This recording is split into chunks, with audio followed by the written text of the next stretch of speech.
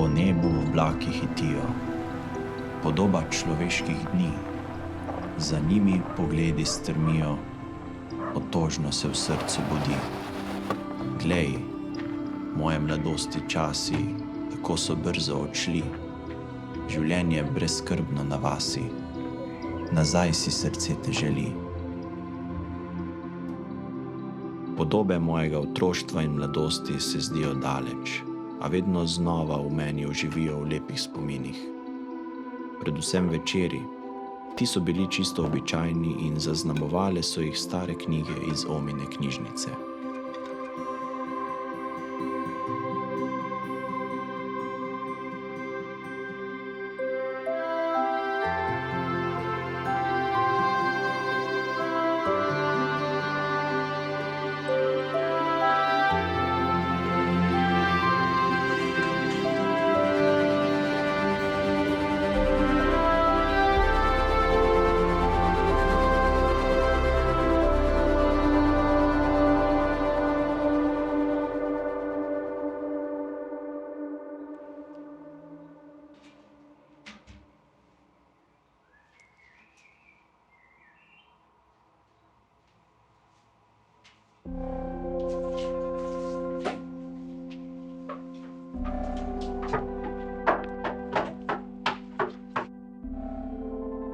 Ksaver Meško je ne samo plodovit avtor v smislu količine besedil, ki jih je napisal, ampak je tako pesnik, dramatik kot pripovednik.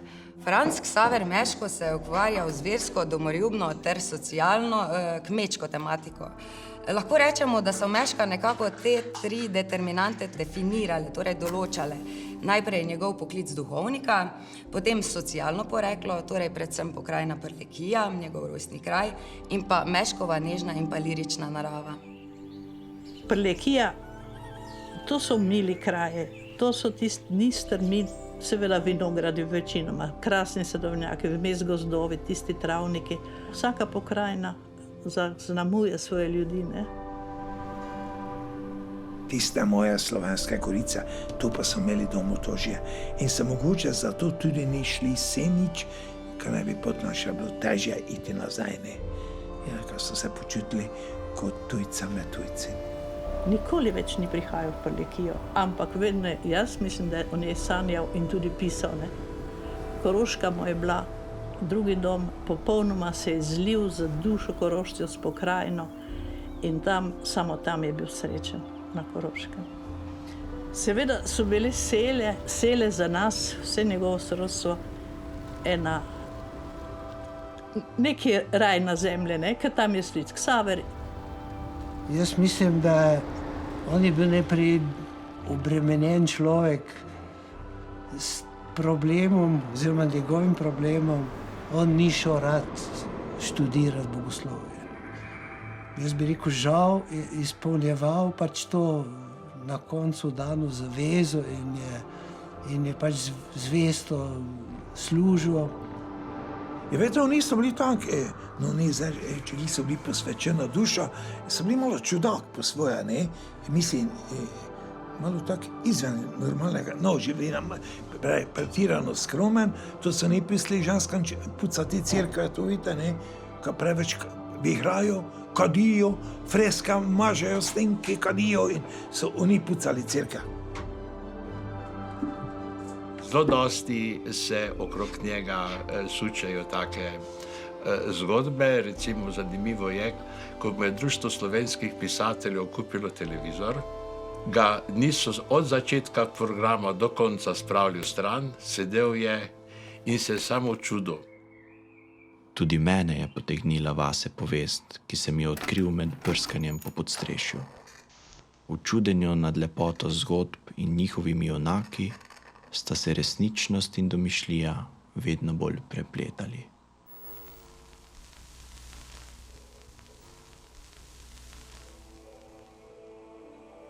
Le redko kdaj pade kakšna reč na srce s takšno težo, da ga bo zdaj razklala na dvoje. A kaj naj bi storil? Pustiti sem ga moral. Čeprav nevarna negotovost. Tako nemirnega duha Ni moč zapreti v kletko.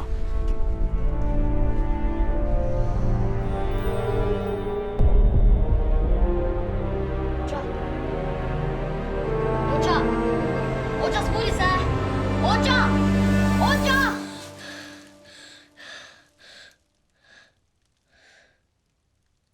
Ostalo mi je le, da zapišem zgodbo, podobno tolikim.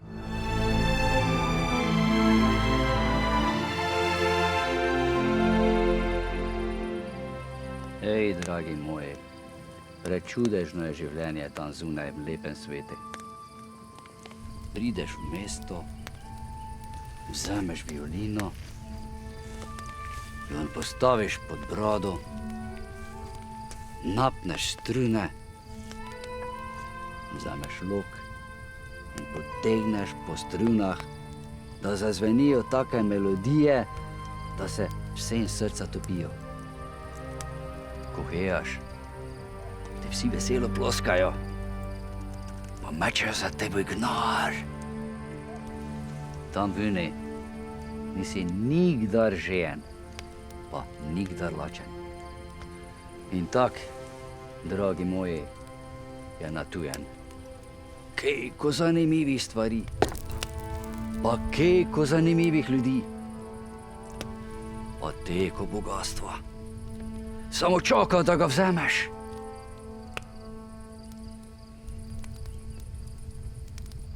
Če je to resen, zakaj se ti lesja kot Jakob stalno stoji ne vrne raztrganje, pa brez ficka? Oče so tudi šli. Ja, Tina, oče so šli, pa se ne do več vrnuli. Bojim se, da jih nega več. Ne guči tega. Manca, kaj ti nije nič več za noj? Kaj si se že tako navodila na vse to? Pa ne pozobe, krov napojite, potli pa mož se noza pograbte. Tam odzoli za šumoj. Kaj celi breg? Ja, kaj pa si te mislila, samo 2 slamice? Naroda, narodno! Tu še bosta pločala, nicuj brez večerja. Nič se nisem navadila. Miš, da mi je lahko.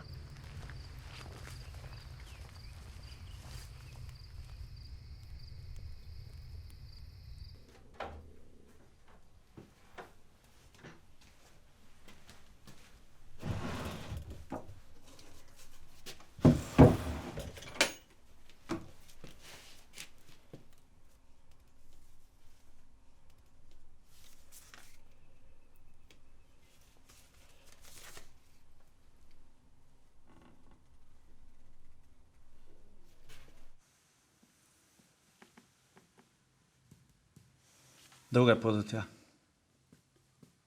Ni čuda, da je tvoj oče prodal kmetijo. Da je sploh lahko šel.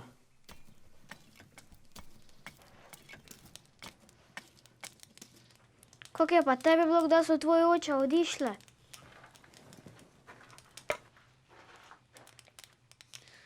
Ne vem, grozno, prazno. Sam zdaj je dobro, tu sem, manj dela. Skrbi me za Tinato, tak namiranja zadnja cajta, pa skozi nekaj premišljavlja. Pogreša oča, pa jezi se. Mene bi tudi jezilo, sploh če bi živela pri tak nemogočih ljudeh. Pa ne je bilo stalno tak. Veš, kaj smo pred spala v hiši, pa jela smo tudi dobro, dokaj stari ne je začela piti, Tina pa vpirati vsemi, kaj mu je rekel. Skregali smo se.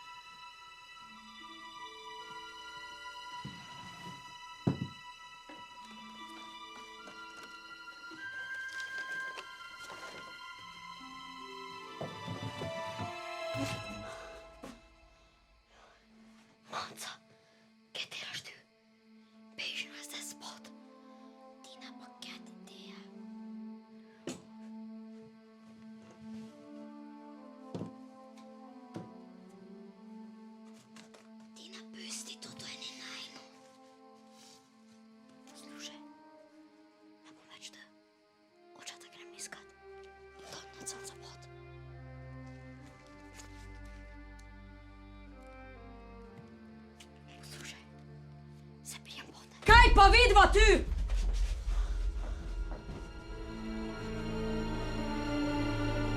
Pogledni barabo tatinsko. Kaj si je privošča? Me bosti videla? Kaj se greš ti? Kaj si pere za šlo? Šmrklave, šmrklave! Baraba višila! Kaj si ti privošča? Kaj se greš ti? Baraba tatinska, šmrklave! Kaj se greš?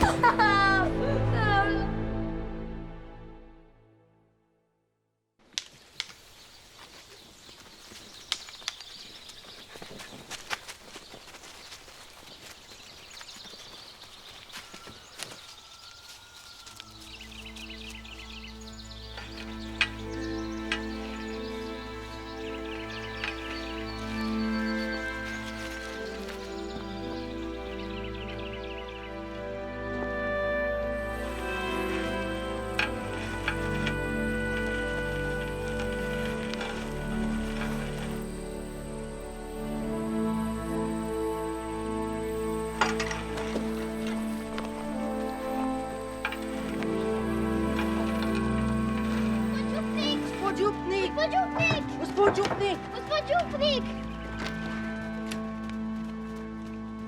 Mina! Mina! Gospod, kakšna čast! Mina, kaj počnete z otrokoma? Krala sta, gospod. Če smo jih dva kaznovala, je to zato, ki jih dva čema vzgojiti v poštenosti. Denar, ki sta vzela, je Tone namenil zanjo. Za stroške, ki jih mon zimo. Pa še premalo ga je da.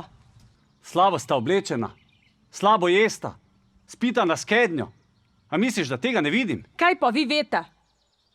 Nič me nije pita, samo naprta mi jih dva je. Kaj mislite, kaj je ena kuverta s penezi zadosta za vse to? Spomni se, Mina. Včasih ste lepo živeli.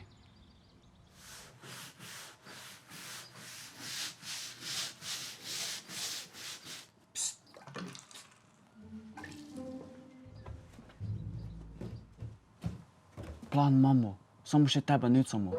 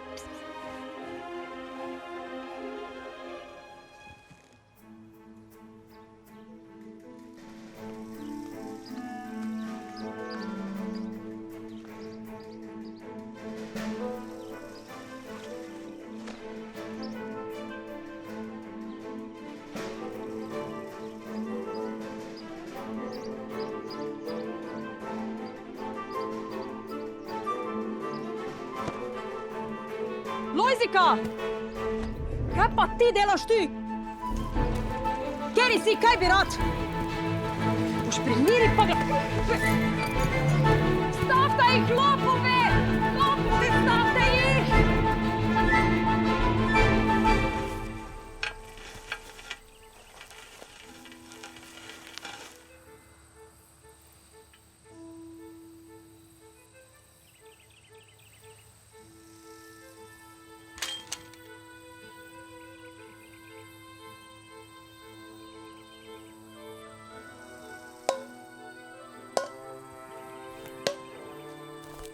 Kaj je za to?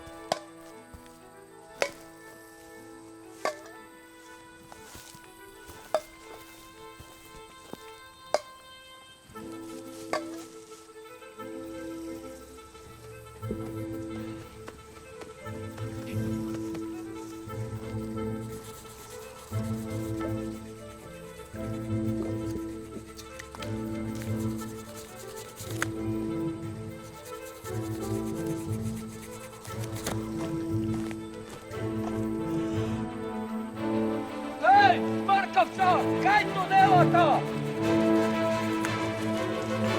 Alo!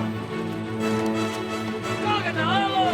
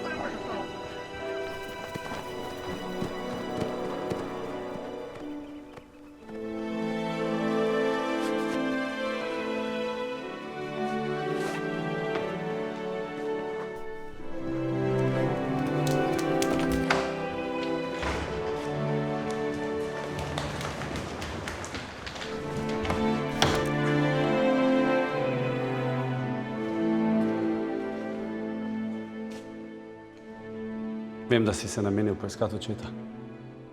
Najbrž te ne bo ustavilo, če ti povem, kako zelo nevarna je ta pot. In da se lahko zgodi, da se ne vrneš več.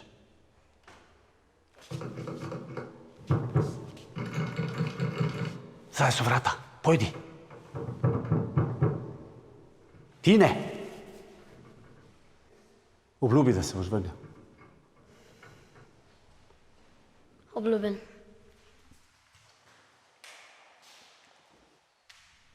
Gospod, kaj pa da že do tega se ne vrnem?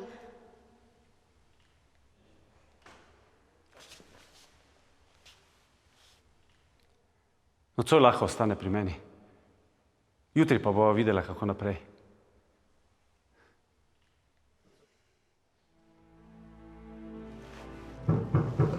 Molite za mene.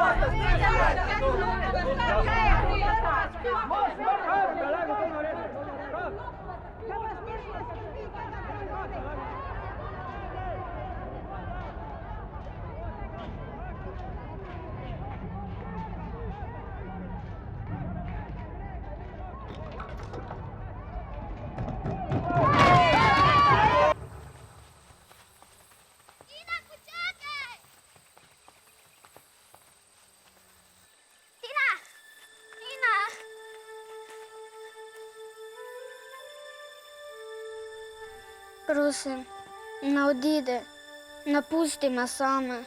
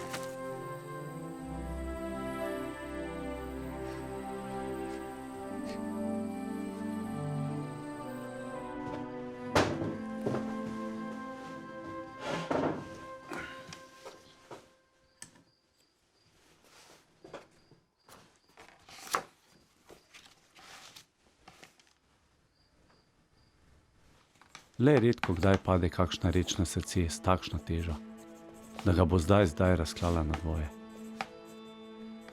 A pustiti sem ga moral. Ostalo mi je le, da zapišem zgodbo, podobno tolikim. Zgodbo o Tinetu, ki se je pognal s sladkim sanjem naproti, kakor se vešča požene k svetli luči.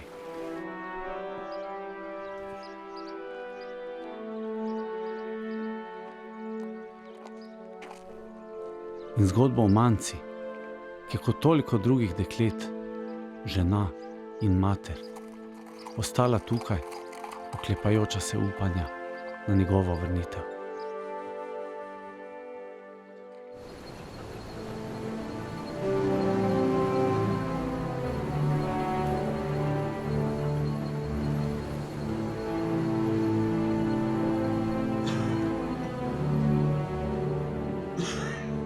Oče, kaj si ti?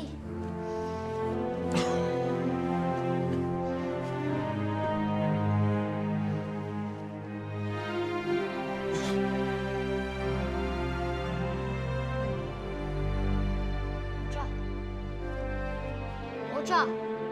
Oča, zbudi se! Oča! Oča!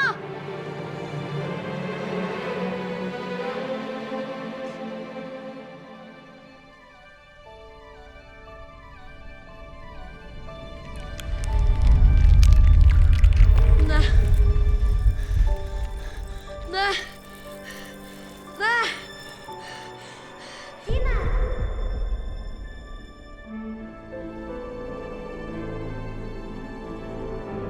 Manca, kje si ti?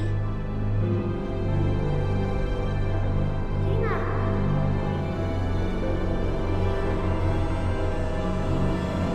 Tina, Tina, Tina!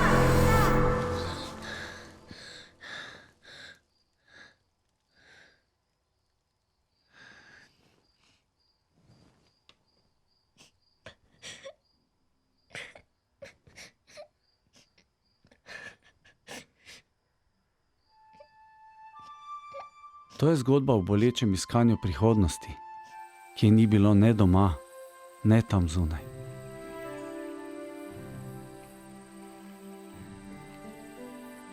In zgodba o pravem bogastvu, ki se razkriva v drobnih rečeh življenja.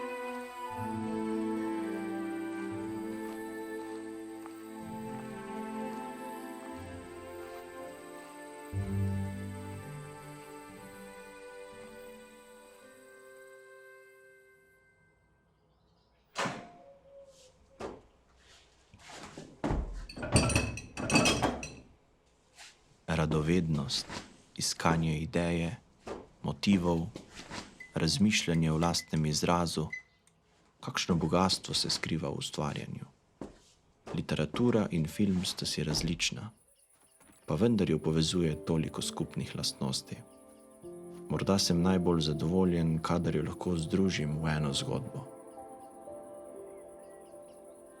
Domačija njihova v Grmeh oziroma v Ključarovcih je bila v bistvu taka bogata za tisti čas. Ne. Velika kmetija, dobro so živeli za tiste razmere, ampak on je pa nasprotno, že ko je šel študirati, pa to on je živel tako skromno, da verjetno ne moreš. Skozi Meškovo prozo, pa tudi dramatiko, vstopata v slovensko literaturo dve pokrajini, Štajerska, natančneje Prlekija oziroma Slovenske Gorice in Koroška. Meško te pokrajine ne idealizira, pač pa je to pokrajina, ki je zanj polna petja in joka obenem, polna veselja in uboštva, ali kakor pravi Meško, ostane kraja v Solzni dolini. Skratka, skušal je prikazati različne plasti tega življenja, čeprav je skušal potem vedno tudi najti neko, recimo temu, idealistično in idealno rešitev. 1898 je pel Novo Mašo in takoj nastopil službo v različnih koroško-slovenskih krajih. Tukaj Na Koroškem seveda se Meško seznani s težkimi narodnostnimi razmerami, ki tukaj vladajo med koroškimi Slovenci in njihovimi nemškimi sodeželani. Spoznava pravzaprav vso nemoč, ki jo imajo koroški Slovenci pri obrambi svojih narodnih pravic, svojega maternega jezika, in to ga izredno prizadene. Tam sem prišel, potem gor še Daniel. In še Danielu je to tudi bilo, da sem precej miru imel, tako bolj od sveta oddaljeno, potem pa tako prijazen kraj. Tam pa sem pravzaprav ne več pisal. Sem tudi mnogo bral in seveda branje je potem tudi meni vzbujalo tudi nove misli, pa nove poglede na življenje. Kot klen Slovenc s konfrontacijami z nemško-nacionalnim elementom v deželi pride do leta 1916 do obtožbe, kjer ga nemško-nacionalci ali pa nemškutarji obtožijo, da je iz zvonika na cerkvi Mariji na Zilji dajal signale italijanski vojski. No in Meško v začetku septembra 1920 doživi žalostno usodo. Nemško-nacionalci ga napadejo, močno pretepejo. In nazadnje moral zbežati, celo življenjsko ogrožen je bil. Celo so že v časopisu, ko je bil na begu, so že zapisali, da ga je nekdo ubil in ga vrgel v Ziljo. No, to je sicer njemu potem prišlo prav, da je lahko potem bolj mirno bežal. Ko smo videli, kako je, da smo pač potem bežali čez Karavanke v zimi, v začetku januarja. Z vsako družbeno situacijo, v kateri se je znašel, z družbeno ureditvijo, z državno ureditvijo, je prišel navzkriž. Ko je prišel potem na sele, so se ga s pregonom in izgonom lotili Nemci oziroma nacizem. Za čuda je potem iz Sarajeva oziroma iz Spal leta 1941 prebegnil v Beograd s pomočjo četnikov. Ko smo skozi Bosno hodili, tam pa so bili res divji časi v tistih razmerah. Ampak na srečo pa vendar še sem tudi tam odnesel glavo. Potem dol v Srbijo, iz Srbije potem na Kranjsko, tam v Stično, no tam smo potem imeli precej mir, no potem pa je tako prišel zlom, zdaj pa smo seveda šli domov.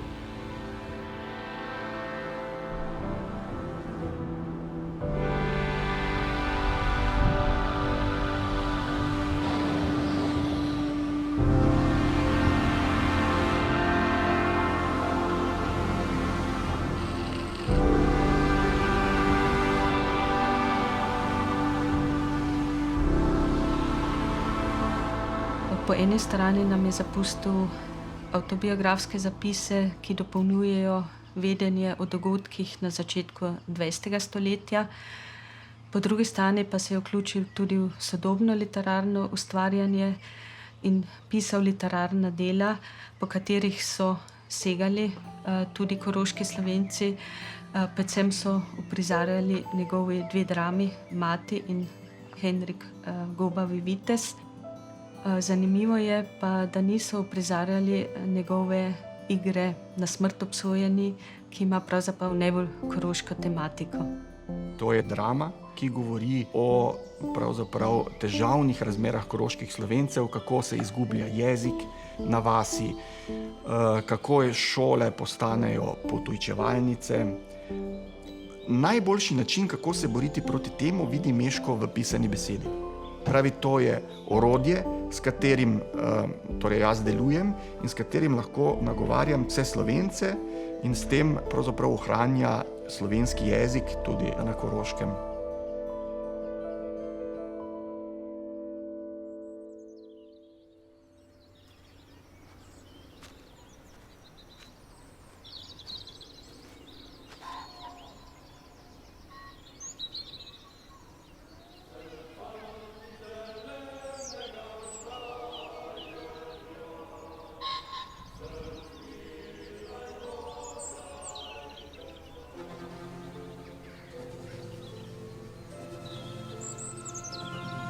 Miškov literarni, otroški literarni svet je toliko drugačen, kljub temu, da nekako v tistih osnovnih občutenjih najdeš ene stične točke. Tudi Miškovi junaki so veseli, so žalostni, so tudi na trenutke hudobni in zavistni, v tistih svojih občutenjih pravzaprav zelo podobni današnjim otrokom, ampak svet okoli njih in komunikacija z njim je pa nepopisno drugačna. Ksaver Meško je sodobnik glavnih predstavnikov slovenske moderne, torej Keteja, Župančiča, Murna, Cankarja. Čeprav je pri Mešku zanimivo, da je zato, ker je bil deležen milosti visoke starosti, prehodil celo vrsto literarnih obdobij. Še najbolj je pripadal pravzaprav temu prvemu delu, realizem z naturalizmom, prijemom značilnih za moderno, govorimo o literarnih, seveda upodobljajočih metodah, stilih. Sama bi ga seveda v prvi vrsti označila kot pripovednika, ker je največ snoval kratko pripovedno prozo, vendar pa moramo, če želimo imeti pred sabo kolikor toliko zaokrožen pogled na njegovo delo, omeniti tudi poezijo. Vemo vsaj za dve njegovi pesmi, ki sta ponarodeli. Mogoče marsikdo ne ve, da je on avtor pesmi Sem fantič zelenega Štajerja, pa Kako bom ljubila. Ja, ti dve je on napisal in sta ponarodeli. Na prelomu 19. 20. stoletja pa na začetku 20. prevajajo 3 slovenske avtorje. V glavnem Meška, Cankarja, Zofko Kvendrovo.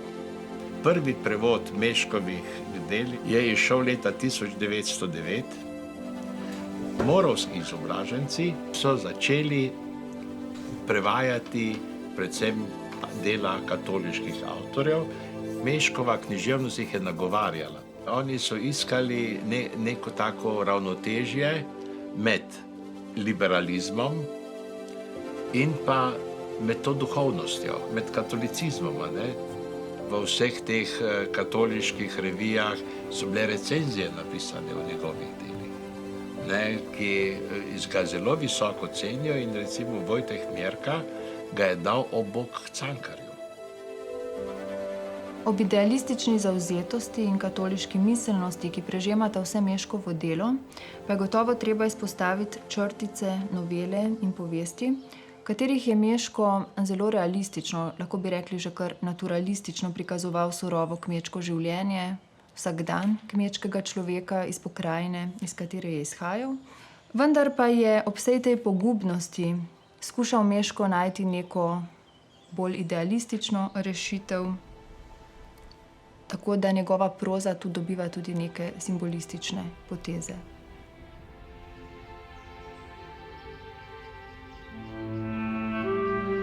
Dežela, čudovita kakor iz lepih sanj, tista moja domovina tam doli, naše slovenske gorice.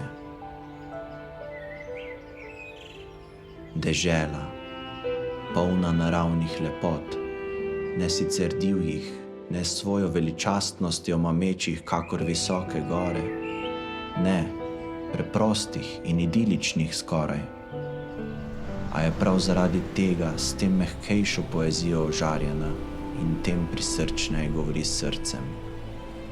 Čudovita dežela.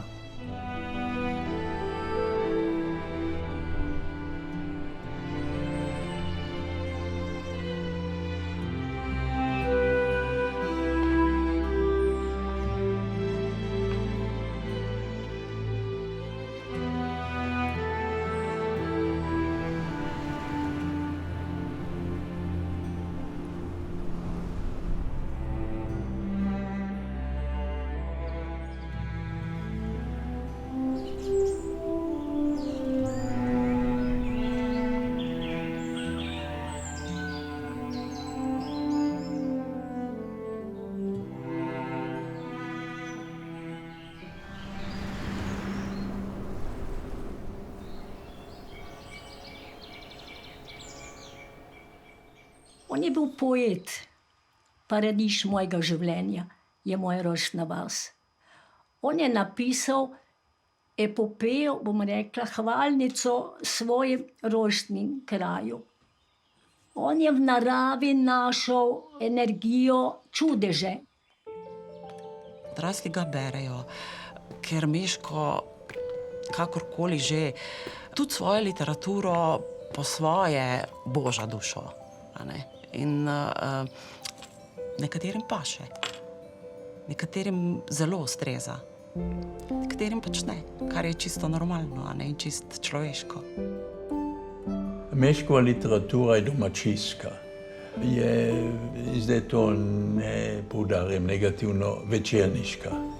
Proti takemu načinu literature se je seveda mladina v 60-ih letih uprla, ker ji to ni več zadostovalo. Meško je bil pač v trendu tega časa zelo konzervativen glede literarnih oprijemov, bil pa izredno talentiran in izredno radi so mladi vse v tistem času segali po njegovih knjigah.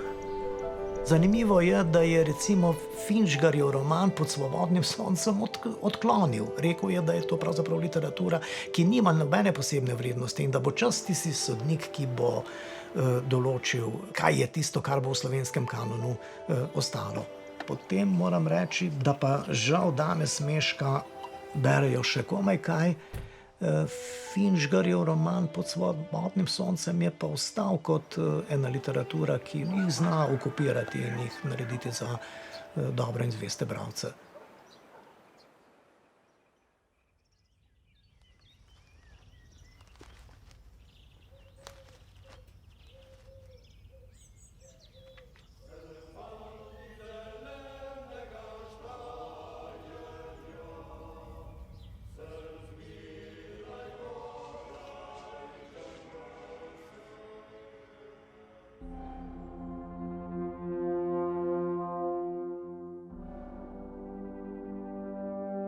V času Meškovega prihoda v Slovenj Gradec oziroma Mislinjsko dolino je v Mislinjski dolini predvsem čutiti kmečko okolje, ki je vpeto v okoliš Slovenj Gradca.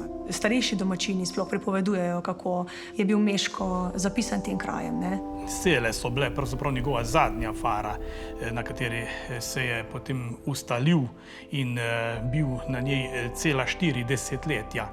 To je bila majhna fara, mislim, da 270 duš je takrat imela. Seveda mu je to, kot sam pravi, odgovarjalo.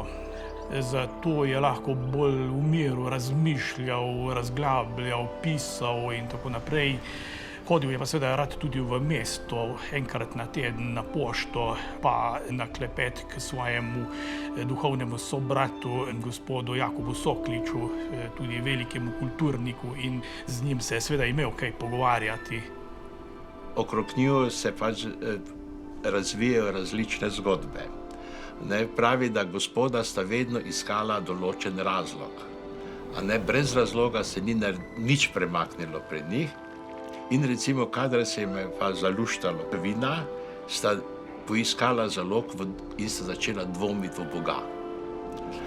In to je bilo njuno. In jaz sem enkrat prišel tja, mi je mama nekaj poslala za Jaka Sokliča in mi je kuharica rekla: Drejček, kar ne hodi gor, gospoda pijeta in dvomita v Boga. In ko je se vračal domov, je tam pri eni hruški bila ena tabla, spomin, pa križ, pa Jezus, pa to. On je zmer tam modlil. In v tisti stari hruški so bili sršeni. In so se ga zgleda naveličali, da je on modlil tam, so ga pa napadli. In je rekel: hvala Bogu, da sem imel klobuk, da sem se jih rešil, samo so ga pa piknali, eni pravi en sršen, eni pa pravi, da 3 sršeni, da so ga piknali. In zmer rekel: Bog se usmili teh sršenov. Preveč smo ga spoštovali, da bi mu kaj nagajali, pa tako se ponekod ministranti počeli. Spomnim se, da je gospod Soklič v Slovenj Gradcu rekel, da mu ministranti vino popijajo. Mi kaj takega nismo počeli, preveč smo ga spoštovali, karkoli je rekel, to je bilo za nas svet. Karel me je ime, je pa rekel: Korlček, a bi ti bil ministrant? Jaz bi pa bil, zakaj pa ne, a ne? Mi je pa dal tako malo knjigico, tam noter je bilo pa latinska maša. Jaz tule zunaj pasem, pa berem tisto knjigo. Živina mi je pa na nivu pobegnala. To jaz vidim zadnji moment, sem pa samo knjigo dam, noter za eno drevo tule. Letim, krave nažene ven, krava pride, samo z jezikom nema više knjige. Ali.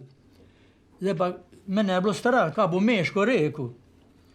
Pa pravi, gospod župnik, meni je pa krava knjigo požrla. Jaz mislim, da se bo pa kregel ali pa kaj. Bog se usmil to kravo, je rekel.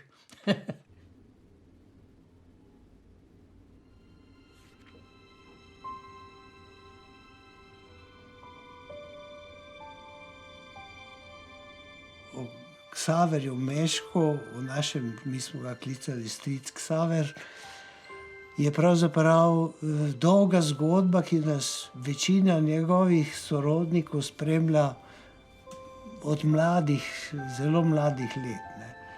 Jaz recimo se spomnim zelo dobro, kako smo nekje leta 1947 ga šli obiskat in tako, da smo se peljali s kamionom iz Tomaža. Te pa smo pri Tomoši še mojega bratronca, tudi pranečaka sica Ksavra, ne, tam videli, čak se neki vini špila, pa je bija čak ves zamozane, te pa so ga vini hmivali, ker vode so ni imeli sobe, vino so si nasli na sela, te pa so tista bujega čaha cafovega Lojzeka hmivali se vini in te mi pridemo gor na sela, ne, nas je to asfalt, ne, da pa je to bilo bolj klunec, kolovoz, kak se reče po slovensko. Tam pa smo še videli, da se je nekdo umaknil zadaj za župnišče. Stric je šel se pogovoriti s kuharico, pa je rekla, ja ne, gospoda pa ni doma. Kako ga ni doma? Vse smo mu pisali, da ga pridemo obiskati. Medtem smo pa drugi otroci, predvsem smo šli gledati, kdo pa je tam od zadaj, je bil pa on. Ne. On ni maral nekih velikih skupin, ampak od tu naprej, ko smo povedali, kdo smo, kaj smo, za vsakega posebej hotel vedeti ime in kam spada. In je bilo pa srečanje nepozabno. Ko sem pričel razmišljati o filmu, o prenašanju Meškovih zgodb v filmu, sem se odpravil po njegovih poteh. Prehodil z njegovimi junaki travnike in gozdove, se srečal z ljudmi, ki so v teh krajih živeli ali pa Meška poznali. Moje iskanje je vodila misel na poetičnost in živost njegove literature, nato pa iskanje, pisanje in navdih je oživel.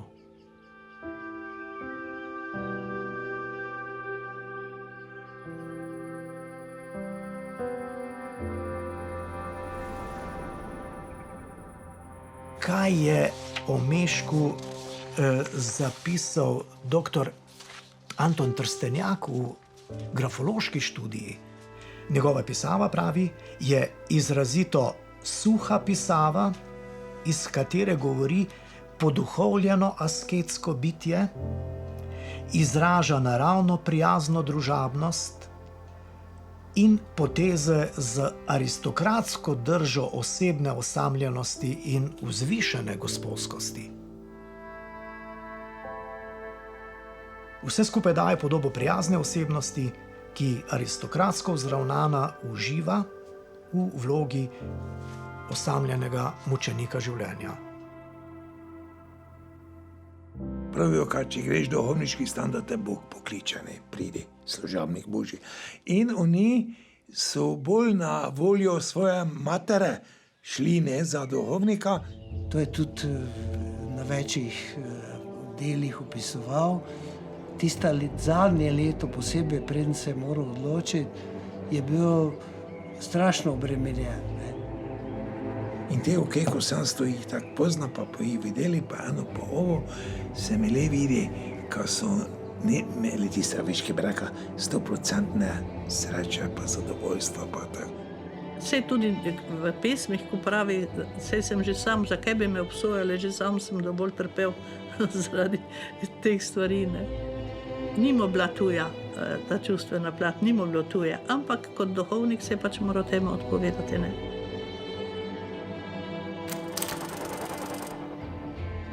Na lahko gladina jezerska v vetru večernem se giblje.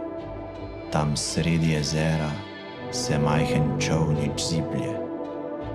Mladenič in deva zorna v čolnu majhnem sedita, nagibata glavo k glavi in molčita.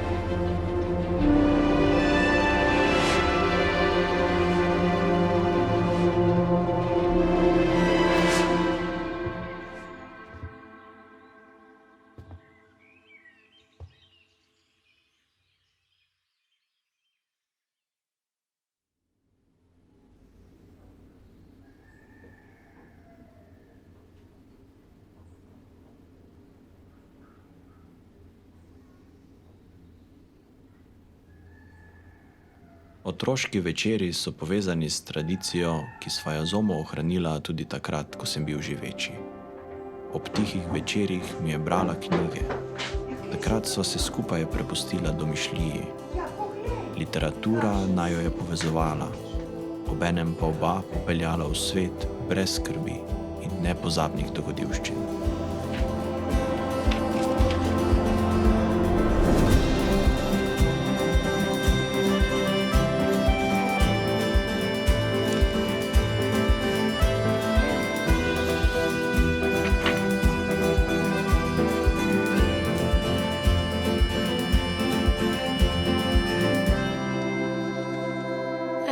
Branje. Rada berem, ker mi domišljija gre v drug svet. Knjige mi nekako pomenijo nek pobeg od stresa, neko sprostitev, da se kaj novega naučim. Ker me veseli, ob njem se sprostim, če sem žalostna, grem ponavadi vedno najprej brati. Meni je branje način življenja. Zakaj beremo? Zato, da je naš svet vedno širši. Jaz vedno pravim, ljudje, ki berejo, razumejo stvari okoli sebe, znajo pogledati izven svojih meja, niso ozko usmerjeni. In takih ljudi me ni strah.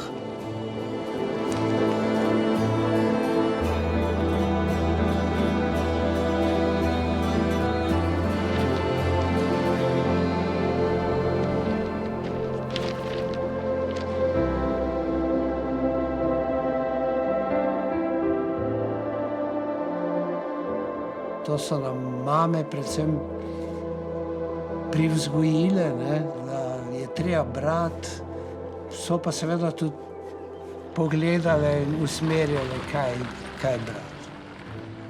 Mislim, da je bila prva knjiga tale Mladim srcem številka 3.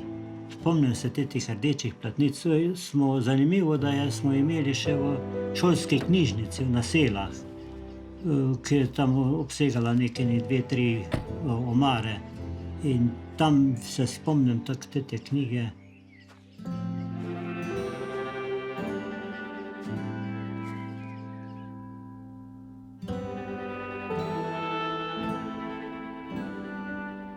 Družinske tradicije, navade, ki jih dobimo v otroštvu, nam zaznamujejo prihodnost. Tiste dobre in pomembne ohranjamo, s tem pa vzdržujemo stik s svojimi predniki. Naši tihi večeri so tako zelo podobni njihovim. Veste, kdo mi daje moč? Moč mi dajo ti moji predniki.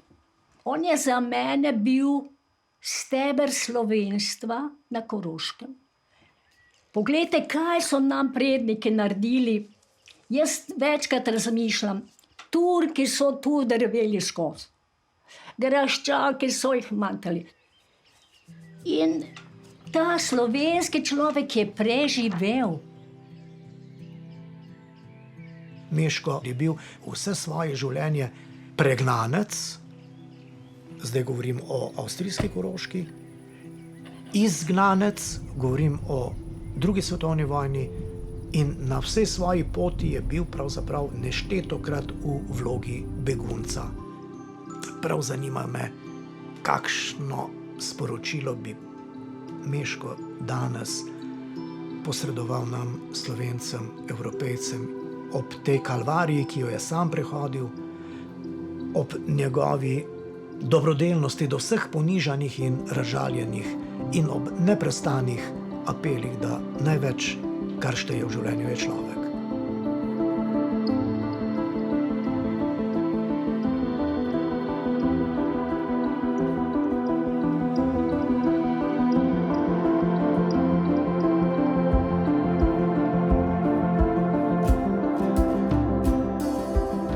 Vedno me je privlačevalo življenje velikih mož, zlasti pesnikov in pisateljev, ne samo njih dela. Saj je vsako življenje tudi roman, bolj ali manj razgiban, morda ne tako silno napet, kakor izmišljena povest, a vedno bolj resničen in prav zato več vreden. To noč ti bom igral lepih reči, so noč ne bom zaspal, le igral o ljudeh. Letijo visoko proti soncu, ako pade kaplja dežja. Ti boš tam z velikim nasmehom, jaz ostal bom, vrnem se z vetrom, obrnem se nazaj, ja prinesem ti košček sveta. Ti boš tam, kjer sonce vstaja, jaz ostajam na poti, ki traja, svobodnega duha, prinesem ti košček sveta.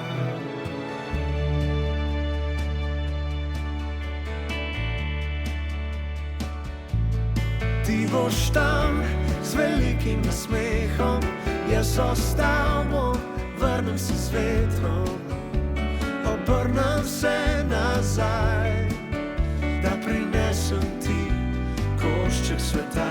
Ti boš tam, kjer sonce vstaja, jaz ostajam na poti, ki traja,